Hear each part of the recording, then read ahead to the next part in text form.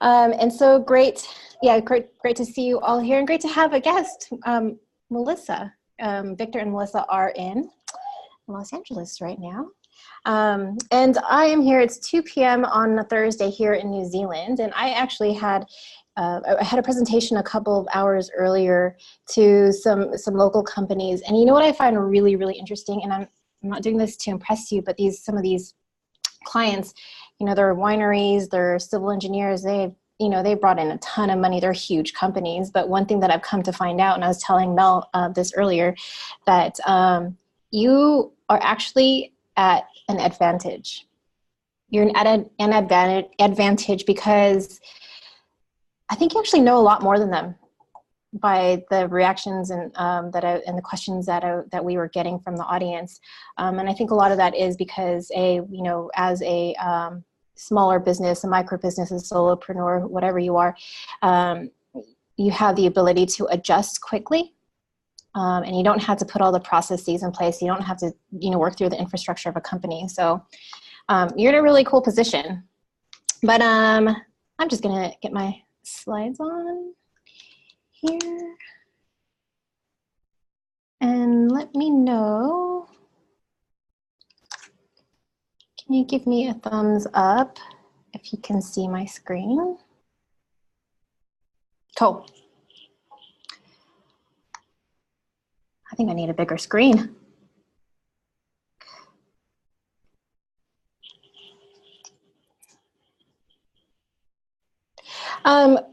Welcome, guys. So this is part 3 of the Craft Clever Content workshop. And this is really about your content marketing strategy, how you can stand out in the digital space. And so I've used this slide for the past couple of presentations at the other 2 workshops, and it really is true. It's like, what if digital sustainability is easier than expected? The presentation that I did a bit earlier, I think I might actually talk about it later on. I don't even remember which slides I added in. But the first question that I had to the audience that was there was, are you channel focused? Meaning, are you worried about having to get that blog up? Are you worried about, what that next Facebook strategy is? Are you thinking about Pinterest and the strategy around Pinterest? And I was saying that if you are channel focused, you're actually behind the times, because the big shift now is really going from being channel centric to customer centric. And I thought it was such a perfect alignment with the subjects that I was talking about there and here, because last week we talked a bit about defining your business goals and really being able to create content around that. And today we're going to focus on being customer centric, and that really is getting to know your persona. And I mentioned that word a couple of times, and what that just means is who's your avatar in your customer segment, but also not only knowing exactly who they are and what they are, but really trying to understand what information that they take in. And that's a little bit of what we're going to talk about today. Now, I was thinking about the assignment the last time, and I had just released it a few days ago, which is really just that worksheet trying to develop your content mission, which is really creating that purpose for your content so that you can have your business goal, and something to give you direction when you're actually writing your content as a whole, but also individually for individual posts or individual series of posts, or however you decide to eventually lay out your content. What was I saying? I had to think about that. And so this 5-part series, the intention of this 5-part series really is more of an introduction to you, because each of these sections, each of the 3 words that I cover, the collect, curate, and connect, goes pretty deep. So the intention really is for you to get bits and pieces of this, hear some terminology, and kind of think about how you can start applying it to your business. After this series, and probably into the beginning of next year, I really want to get a bit deep into each of these words and get into some how-tos, so that you know how to how to create a link in your email, or how to put up that blog post, and then how you can kind of figure out how everything actually integrates. That said, it is actually easier than you expected, because a lot of it really comes down to, what are your values? You know, what are you offering? What is your end result? What is your customer looking for, and how can you integrate all of that together?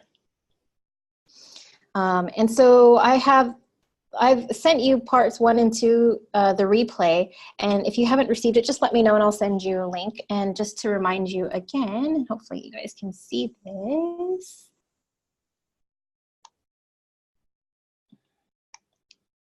Just as an example, so each replay has its own page. Just a brief description. I have the topics for that particular week. And then obviously the replay, and below the replay, I'm going to have the slides, a link to the slides that go into the Facebook group that I have for content creators that I'm starting to start building. I'm starting to build again. And then also the assignment on the bottom. And so I wouldn't put too much pressure on yourself for, you know, not getting the assignment done right now. But it will be something that you're going to apply to your business and to your brand eventually.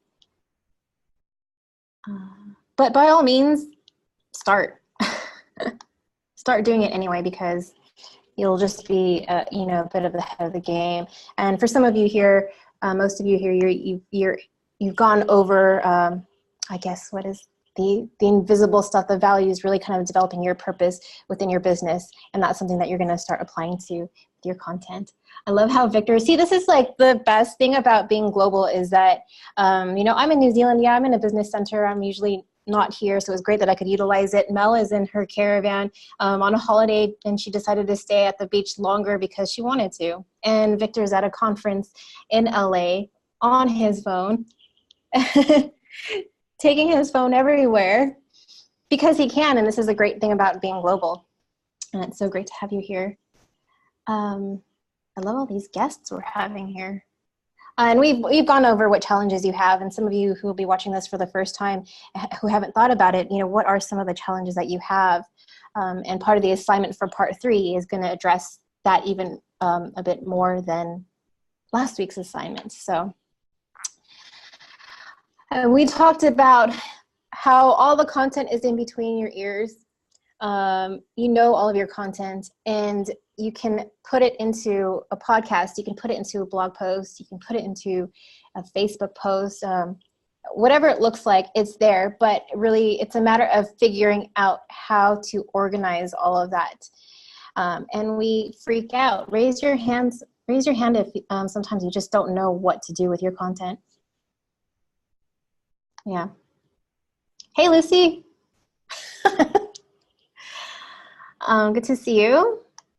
Yeah, and Lucy's in New Zealand. Just she's half an hour away from me right now, where I am. Yeah, it's hard to organize it. And actually, this is kind of off the cuff. One of the worksheets, and I don't know if I gave this to you, but I did do a worksheet for the presentation that I did earlier. And what I ended up doing was I have like a topic brainstorm worksheet where I just encouraged them to dump all of their ideas, everything, without stopping themselves, and really narrow down into different categories. And so I'm wondering if you think that something like this will be useful for you. I'm happy to send that to you as well, just to start. I mean, it's really any way, whatever you plan, whether it's your content, whether it's anything else in your business, you know, your finances, whatever. To be able to organize data, you have to have the data. So it's just like dumping everything out, getting it out of your head and seeing it right in front of you. Which is really important. I went over the customer journey.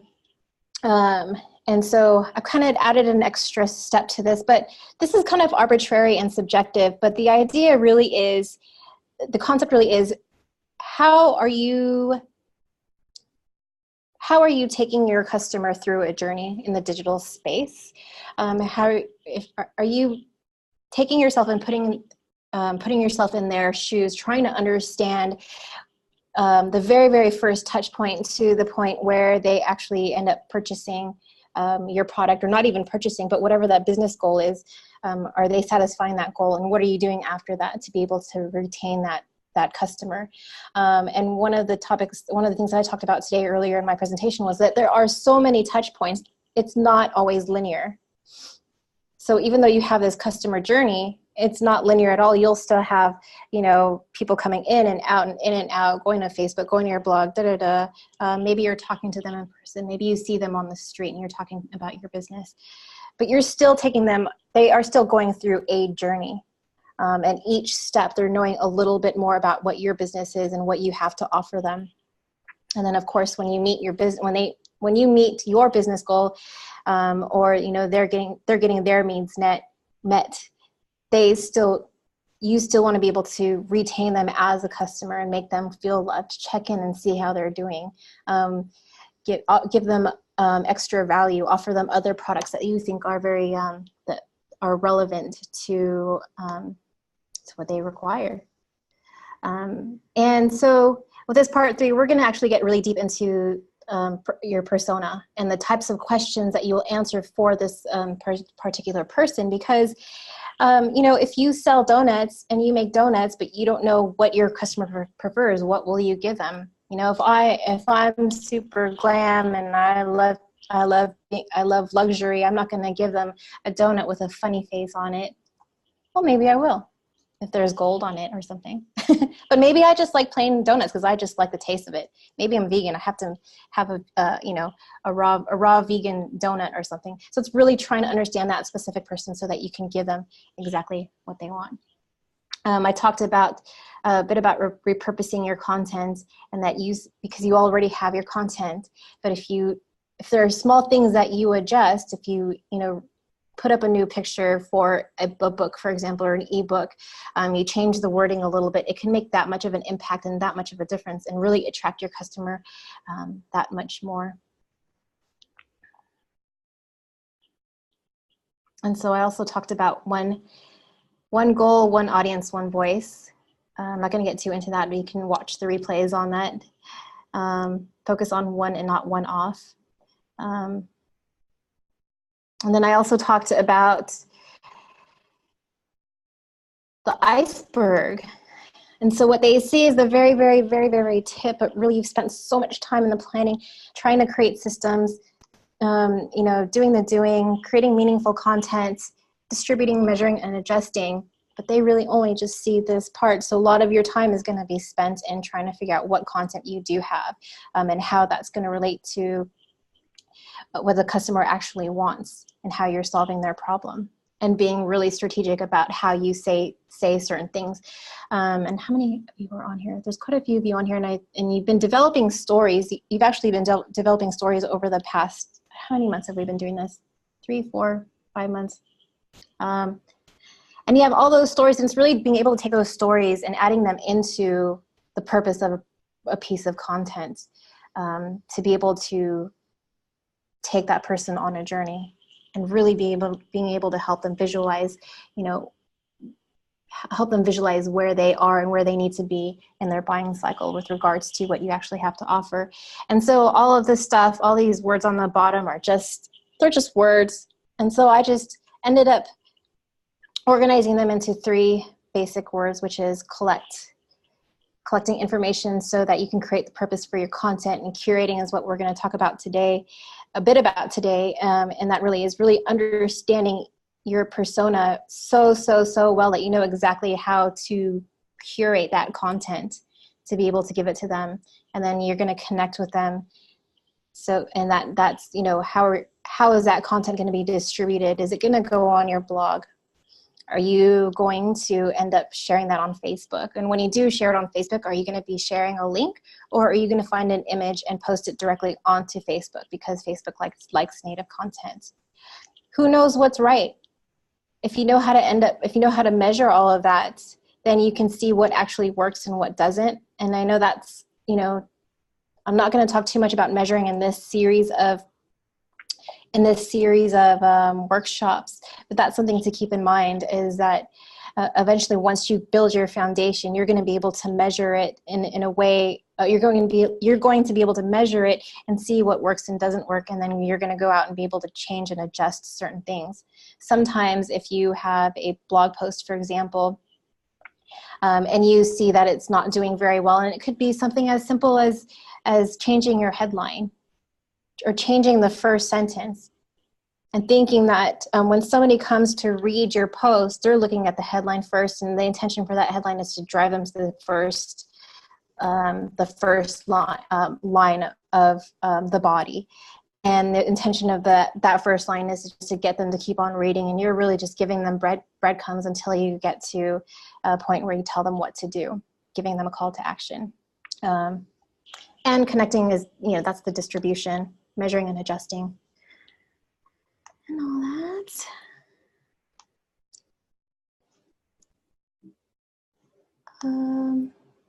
And last week we talked about your content mission. Oh, a bit about your content mission, where you are now, your business goals, and optimizing your current content. And this is the assignments that I had you guys take a look at last week. Like I said, if you haven't taken a look at it, the download is available for you to start thinking about how you can create your content mission and start being able to create topics or content ideas from that. Going through your customer journey. So I mentioned this a little bit early. When I asked you earlier, are you channel focused or are you customer focused? Because there's a real huge shift now from going to being customer focused. And a lot of that really is because there's so much noise in this space, and there's so many people who are blogging. There's so many people who are doing exactly what you're doing. What's going to set you apart other than you and your personality and what you have to offer, but it's really how well you know that customer and how you're delivering your data or you're delivering your value to that customer, and really thinking about creating a lifetime customer rather than just having that one-off ad to sell a particular product. And I mean, a lot of you are already, I'm pretty sure all of you are business owners already. You already know this. And really the whole concept of being customer focused, kind of started in 1909-ish. Well, the term, your customer always comes first, came around that time, but it's always been around. And so it's now, I guess, trying to figure out and test different things to see how they work online.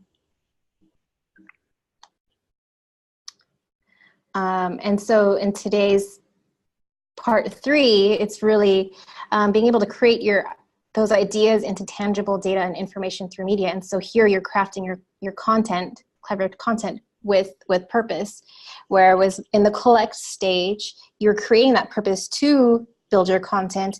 Now in the curate stage, you're creating content with purpose.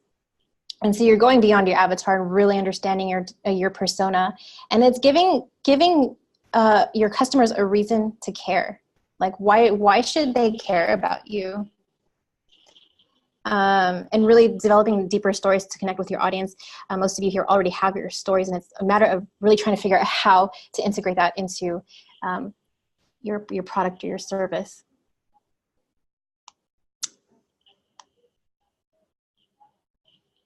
I actually didn't think about this.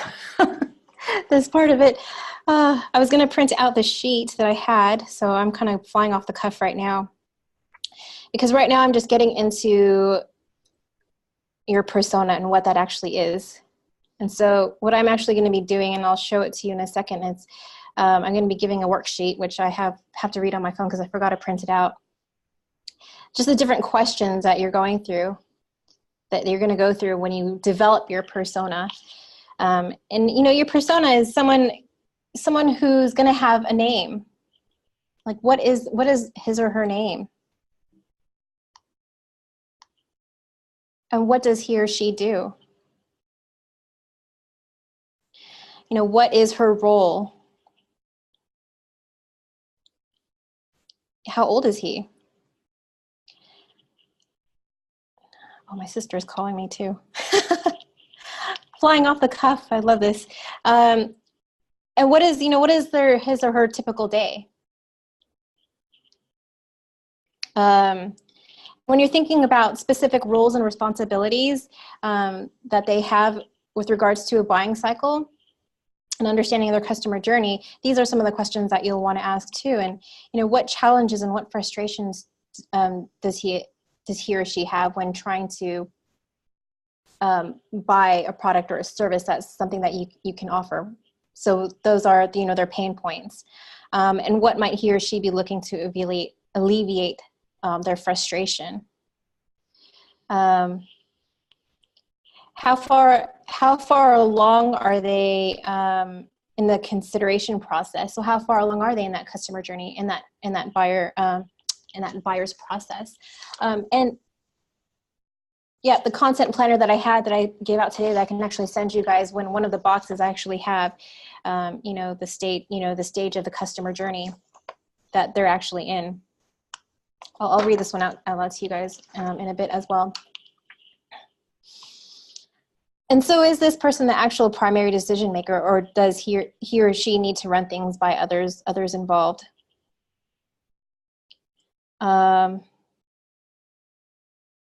And then there are also some questions that you want to ask around their content pattern, content preferences, and the way they consume information. So for example, you know, how does he or she prefer to access information? Is it going to be in a magazine, newspaper, on their phone? I mean, and you're here because they're probably looking for information online.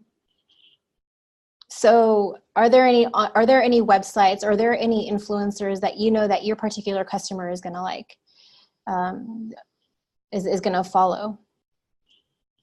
And one cool thing about this is, well, actually, let me ask you guys, how comfortable are any of you searching for influencers on social media, whether it's Facebook or even Instagram?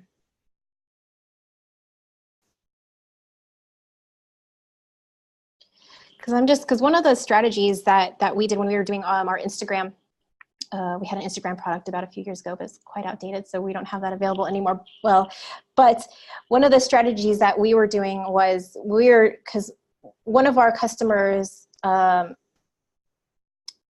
is a, you know, traveler, and there's tons of travel bloggers and tons of travel influencers out there. So one of the things that we did was, on Instagram, we were looking for those travel influencers who are similar to us, whose audience would be similar to ours. And so we kind of followed what they were doing, and we were also following their followers to see who they were, and interacting with them. And so really trying to understand who these people follow, what, you know, what news channel they follow online,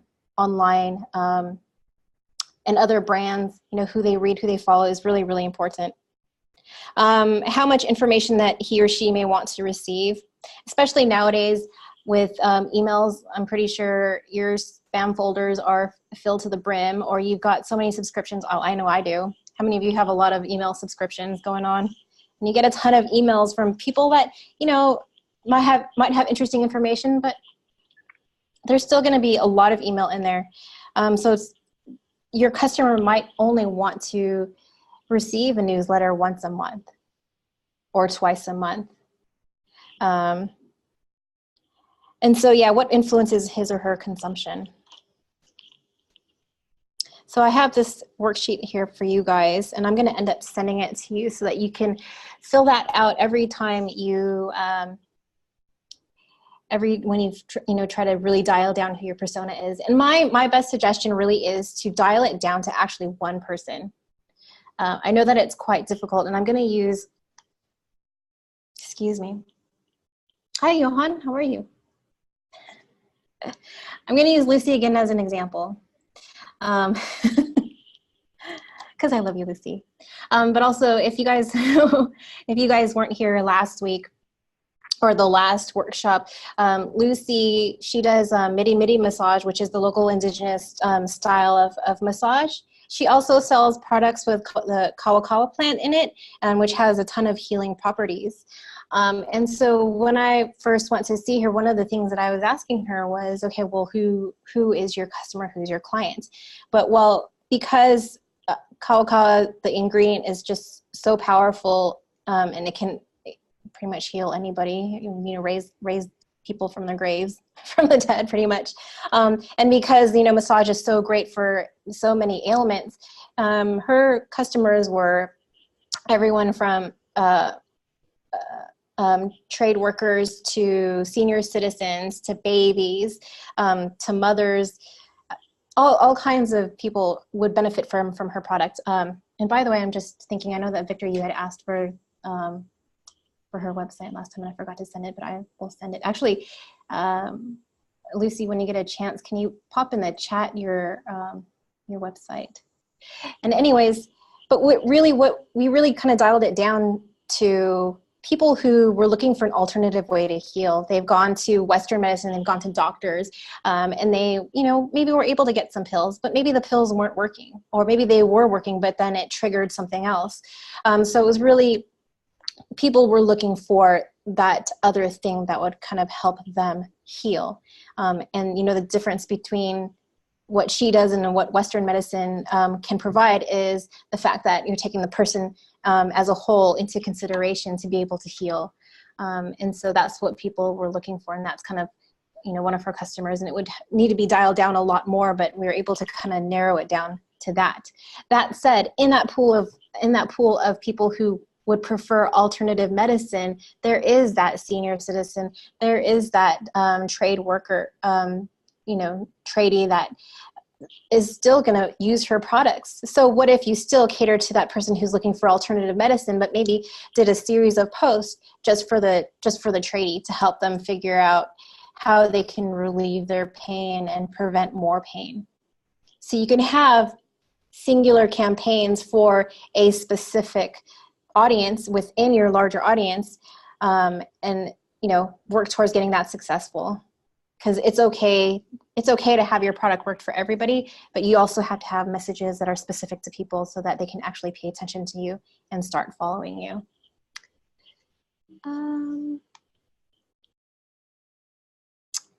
So what are their influences? Oop.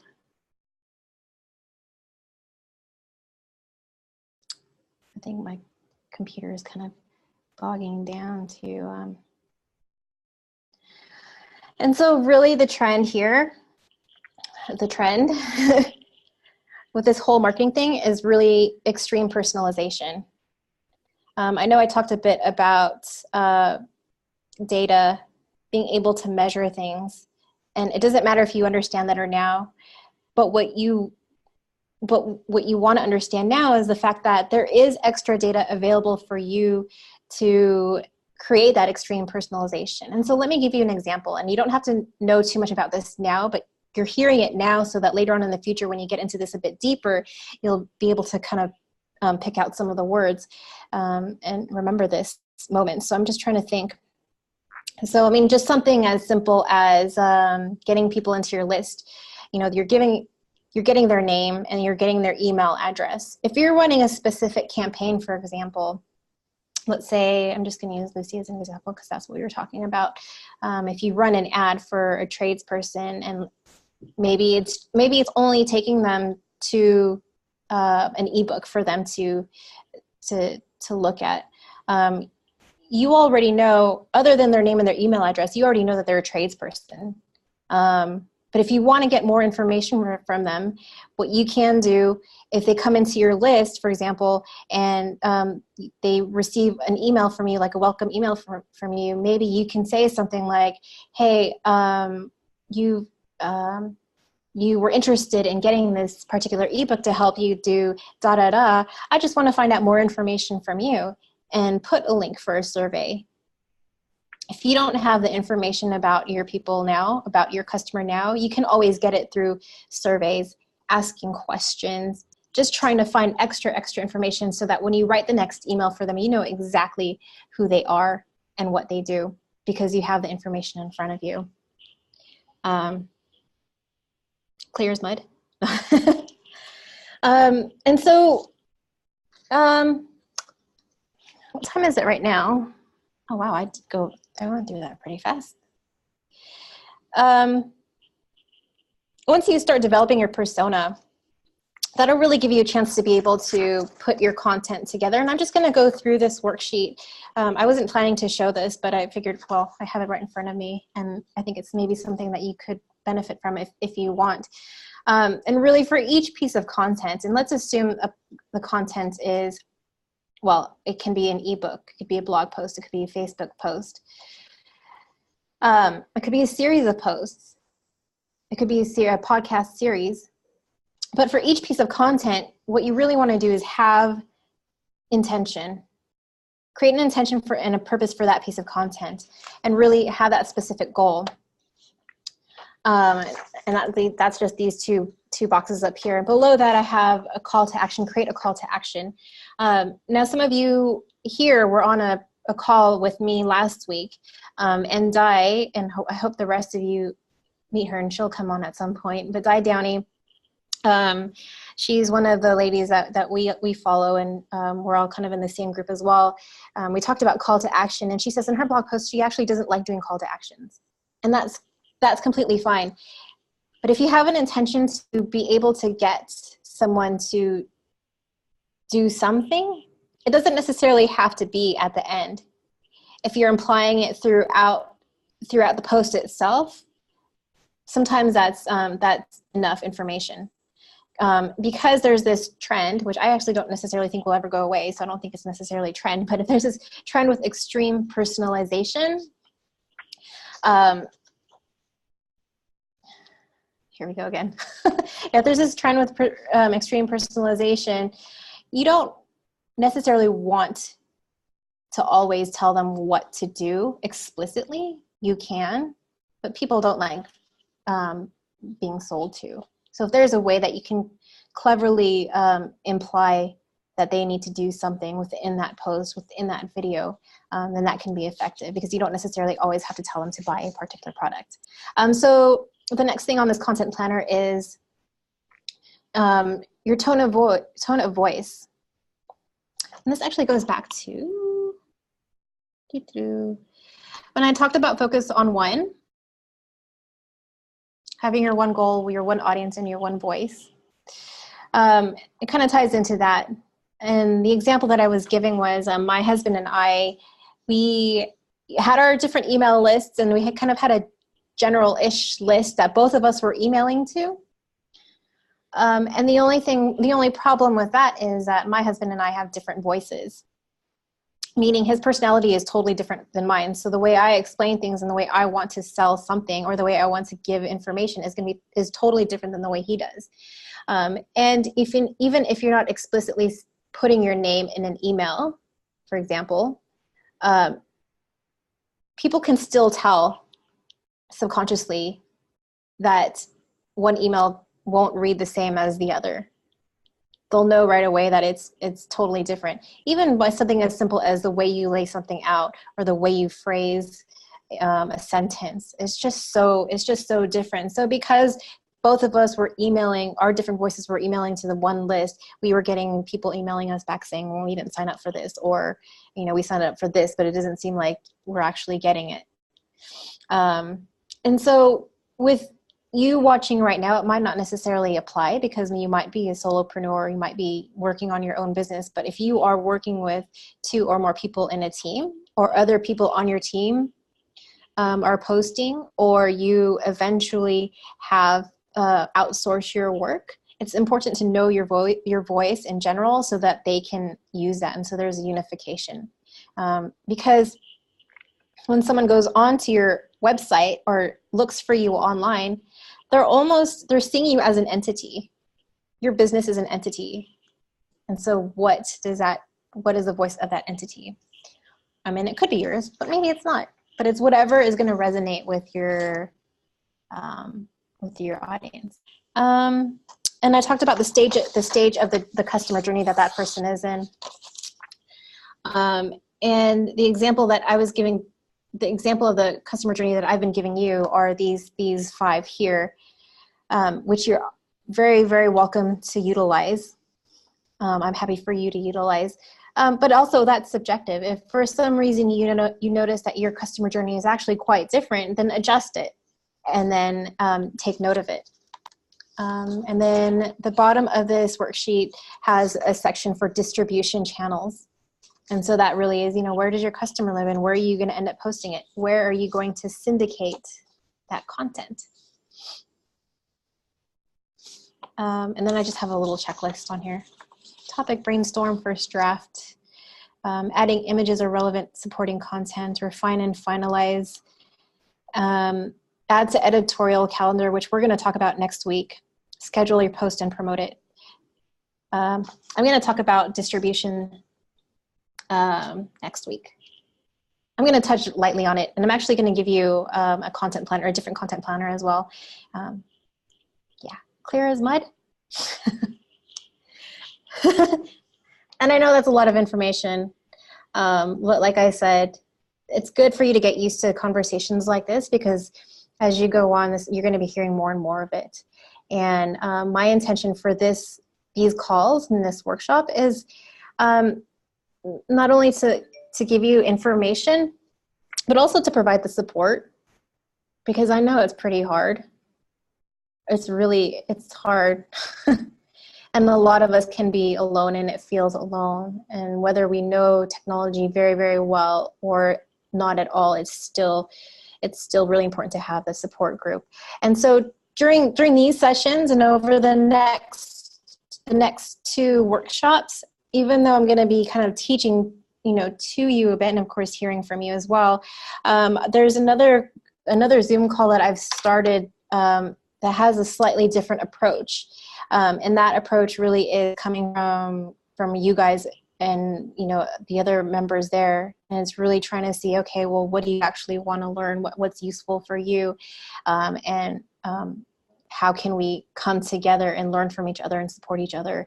And if any of you are interested in that, just let me know. And then you're very, very welcome to join. It's a really, really small group right now. And the intention is just to see what people want and start building a bit of a culture first. So yeah, any questions, comments, or have any takeaways that any of you would like to share?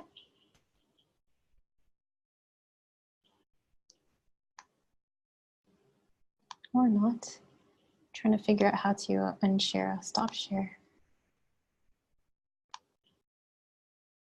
Oh, there.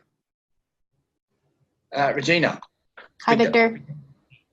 You were talking about influences before. We were struggling to hear because there was too much noise around us, so we moved.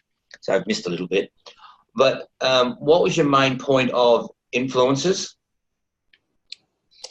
So in this context, really trying to help understand your customer as well, because there are going to be other people who have similar customers, and so being able to research followers of other people who are similar to you. So if there are other influencers who would potentially have an audience similar to you, it would be good to kind of follow their posts and also follow who they follow, and just really kind of keep your eyes out and see what people are kind of attracted to. There's another way of using influencers, but that's really to help get your brand out. And I mean, I'm sure you guys have all heard of influencer marketing. And for businesses, influencer marketing is actually a really, really cheap way to be able to get your brand out. But really, you first have to develop what your brand is and the type of content that you want to put out before you get to that point. Does that help? Yeah, no, that makes sense, because with the Facebook, I was going out to some influencers to try to get them to connect to my, for some of the content. And I just found that, I tried, first we got to try to find them. Then second of all, you've got to find their contact numbers. And I found I just didn't get one reply. Yeah, and that's a whole nother beast as well. Really trying to connect with influencers and collaborate. But here's a super secret, top secret tip. It's not really secret. But what I've noticed with creating content is sometimes I just don't want to create content because my brain is overloaded. And a lot of times what I'll do is I will ask if I can interview someone. And really, it's really about positioning yourself as well. Like if you want to connect with influencers and be able to leverage what they have in their brain, it's so powerful. Because a lot of times if it's someone that you can collaborate with and you have similar values, they'll have information that you're going to teach anyway. And also hearing it from other people is sometimes easier for your audience rather than seeing you all the time. You know what I mean? Yeah. So it's Good all idea. about positioning, really. Yeah. Yeah, cool. Oh, thanks for putting that link in there, Lucy. Hi, Charisse.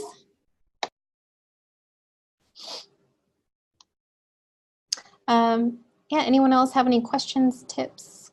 Anyone want me to clarify anything?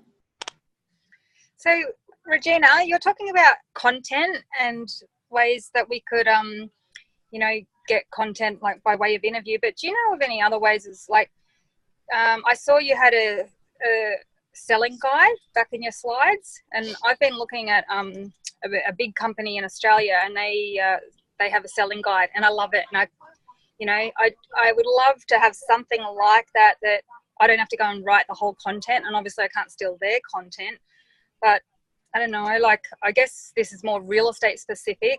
I just wish there was someone out there that had all the content and the scripts, and then, you know, you could pay or subscribe and use their stuff. Or maybe there's a way that if I approach that company, probably not that company because there might be a big conflict of interest, but another company or someone else doing interviews or property reports that, you know, rather than me create the whole thing, I could use their scripts and what they're doing or saying. And I'm just, yeah, that's my biggest problem at the moment is I want to create all these videos and property and even staging, like property staging and design, but I don't want to go and write all that stuff, create all that stuff.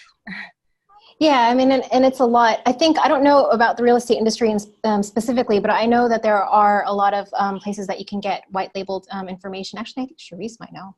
I'm not sure. But anyways, there are places that you can get that information. But to be honest, in every industry and really just as a whole, people are pretty much saying the exact same thing. And so like a lot of times what I've done is, even just to confirm that my instinct is right, I'll look up other sources and really just compile all the information, because the way that you end up writing that is going to be in your own words anyway. I know it does take a lot of work, but yeah, I don't know about real estate specifically. But I would think it's okay if you can use other sources as inspiration to create your own content. I don't think there's anything wrong with that, as long as you change it up a bit, and there's always something that you can add in as value that will be your voice. And the only thing, I think that it's great to have ready-made content, and that could even be like another business idea for you.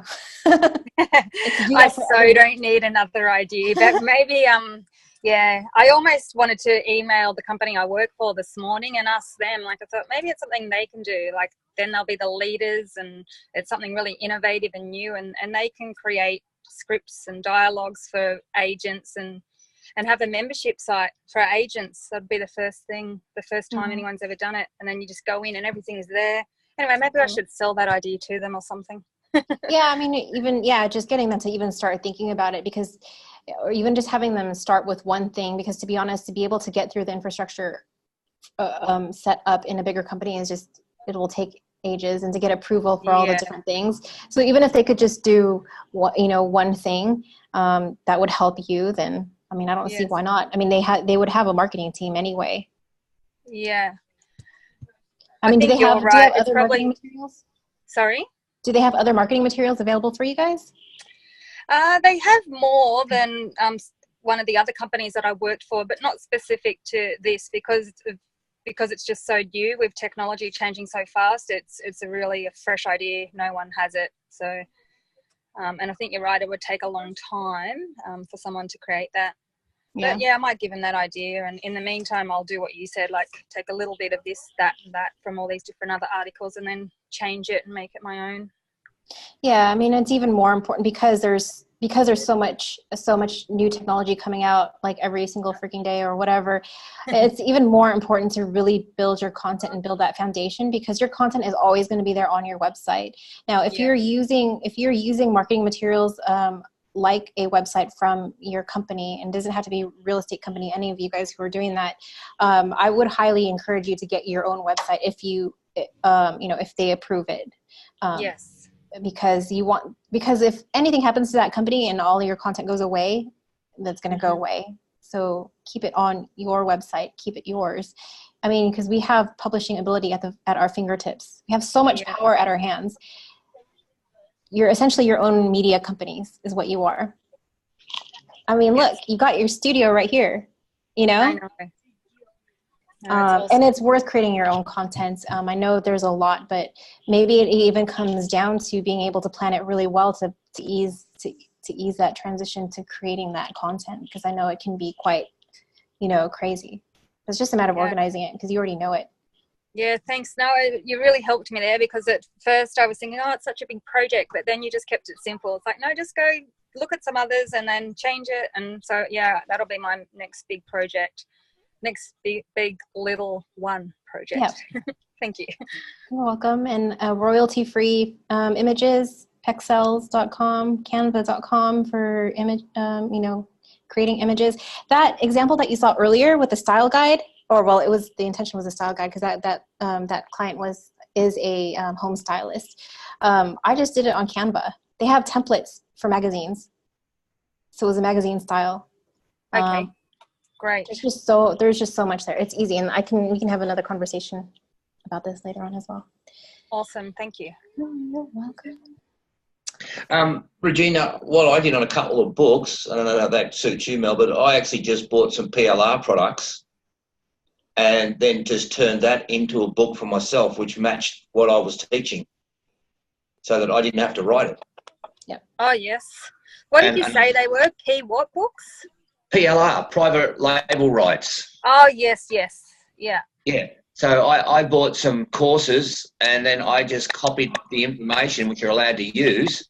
Yes. And then put it all into a book. Yeah, that's a brilliant idea. Actually, I do have a real estate book where I can do that. So that's wonderful. Thank you. Because another thing I've been wanting to do is back to Canva. I wanted to make, 352 Canva posts, and just so they're ready, and then automate it so it's one a day coming out. But I was really stuck for content. So I'm just going to go to his book and take that's perfect. Thanks. Yeah. And the other thing that I bought off someone, I don't remember where it was, and again, it was the private lights, but it was all sayings, like sayings and things, but it had pictures behind it, and it was a video.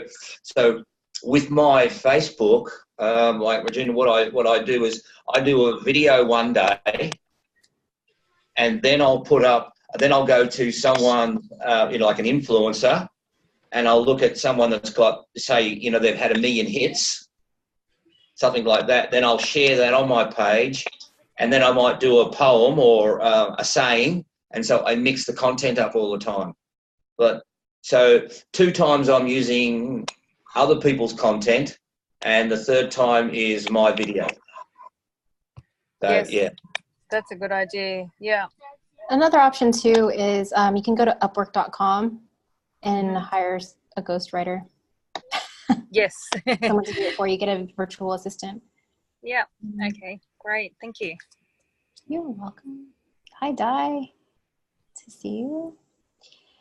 Any other questions, comments? Is there any examples that you want me to try to go over? Hello, can you? How are you? You're kind of in and out. You can hear me? Yep, sort of. Okay. Oh, okay. Hello, everybody. I'm driving. I've come in at the end of this, come out of a meeting, but for me, I'm very wary of using other people's content, because for me, I want to stand out from the crowd. So I really like, which I do also, I share other people's content that have high hits, but I also want to make sure that I'm standing out for who I am, because otherwise we're just going to get lost in the crowd. Yep. So I want to be able to use my own language, my own images, and my own format to be able to create my content. And I suppose it was even more evident that I want to do that, and why I'm where I'm at, I suppose, is that when I was in Borneo, they were actually saying to the people that they were teaching, 2 men, go and copy somebody else. That's all you have to do. And for me, it's not authentic, and it's just copying. So that's my comment on copying other people's content and taking other people's content. Sure, take the headings, take the main subjects, but yeah, that's my comment. What's your comment on that, Regina? Thank you. I agree, actually. And when I was talking about earlier about taking bits and pieces from here, here and there, it's really just to get topic information. And I guess right now I feel pretty confident in doing that myself because I already have a base of how I want to present my content.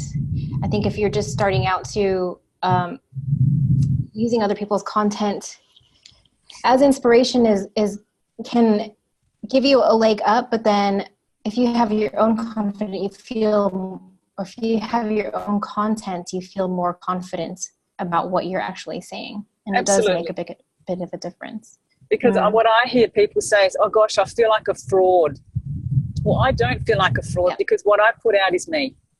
Comes out of my mind and I've created it. And yes, of course, I've learned from other people. I have with some fantastic mentors.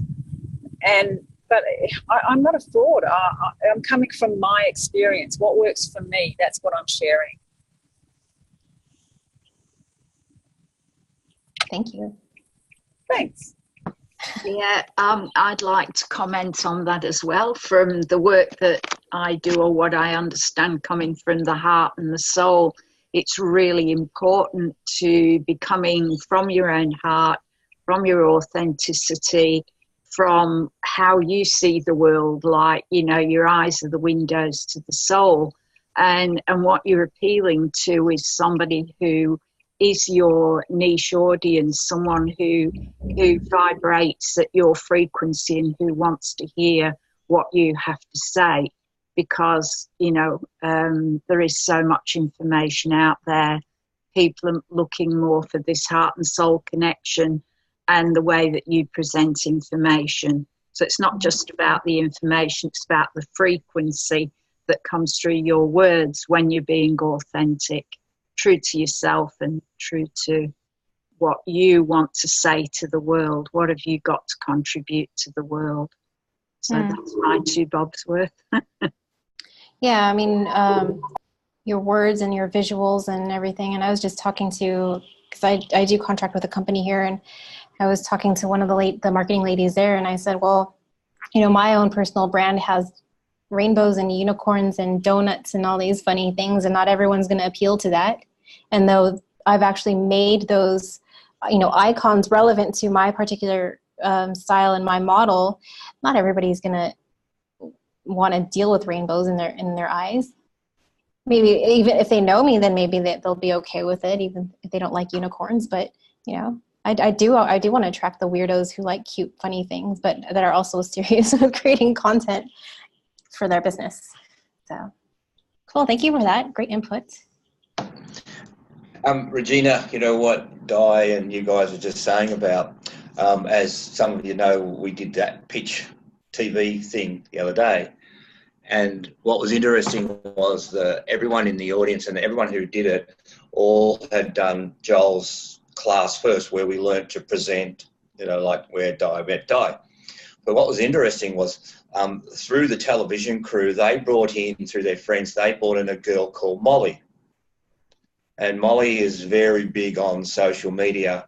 And I don't exactly know how much of a following, but she had a huge following. She was a musician. Well, Molly was very bright, very outgoing, very loud, colourful.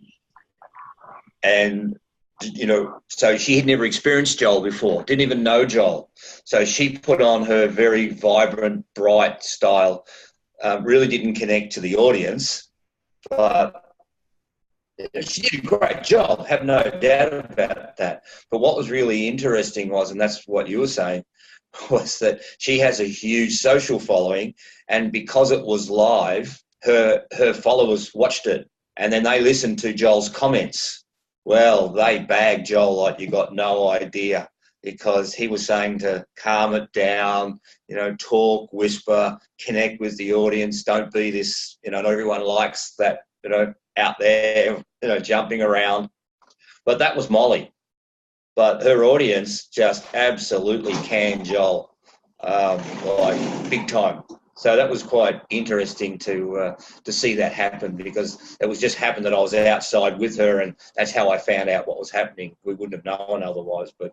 But so yeah, Regina, what you're saying is that not everyone's going to connect to your donut, but those who do are your people, aren't they? It was the same as Molly's people.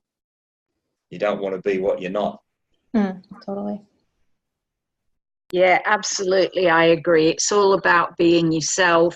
And, the old saying, you're not going to win all of the people all of the time. But, who cares? Because you need to be yourself and to be expressing your passion in your way. And that's part of, what you talk about when you're talking to the one person that you want to appeal to. You're appealing to them as yourself, to be, loved, accepted, appreciated, respected as you are. And that's not going to appeal to everyone. But, as Di said, we're not trying to appeal to the whole world at once. We've got a niche audience, and that's it. And that's, to just be authentic is just so important, because then you have a joyful kind of approach to it. It's like, oh, great, I'm happy being myself. I don't have to manipulate what I say or contort or conform, or twist myself into something that everybody's going to like, because then they're not going to like me because I'm not authentic anyway. And it goes back to that extreme personalization too. One of the he's a customer experience expert here where I live, and he did a presentation. I read looked at a set of his slides, and one of the slides said, "Don't speak how your audience would speak, not how you would speak," or something to that effect. Like, but in our case, because we're in a way, our persona or our avatar is essentially us, and someone that we want, who wants to connect to the way we are. I mean, it is actually you. You're kind of catering to yourself in a way. Yeah. Thanks for your input. It's about 2 minutes after the hour. And if anyone else has any questions or comments, let me know. Let us know. Otherwise, next. Hi, Di. Hi. I've still got a comment there, because I think when Mel was talking about, well, what do I actually talk about? I think that right there is where you go and look about what other people are talking about. So you take their subject matters in your industry, and then you make those subject matters your own. Yeah. And that's where it comes down to, it's like, well, what are you going to talk about for the month or the week or the year? And so you just create, like you're teaching, Regina. There's your plan. But then, but under every subject, as I just said, you make that your own, your opinion, your experience, what's worked for you, what's worked for your clients. And then you say it in, as Christine said, in your authentic voice. That would be my little ending comment. Thank you. I guess I should explain what I meant a little bit. So it's not exactly, this is back to real estate and the real estate selling process. And after speaking with Bill Crane, he's going to help me set up to be the first Australian real estate agent to have a membership site for my vendors, so the sellers. And then I want to automate the whole selling process, like the stages of selling. So it is, theory that's pretty standard, and then conveyancing, like how the conveyancing process works, and like decluttering and staging their home to get it ready for sale. So a lot of that stuff is pretty standard, but I think with the staging and the design, I can customize it. But yeah, so that's the content. So if it was more like for life cycle compass, yeah, of course that would be all my own content, 100%. Cool. Yep. Thanks for sharing. Yeah, it is interesting having to, it all depends on your brand too, because I mean, the real estate is you, but you're also working with another company, right? Or working for another company. So I will send out the replay to you guys with the assignment, with the worksheets that I went over today. And in a fortnight, I think it's a fortnight, I'll send you the dates. I'll be talking about the last word, which is connect. And that's really distributing, thinking about scheduling your topics, and speaking to your customer, like taking your story and speaking to your customer on different platforms. And yeah, so I will see you guys in a fortnight. Thank you for coming.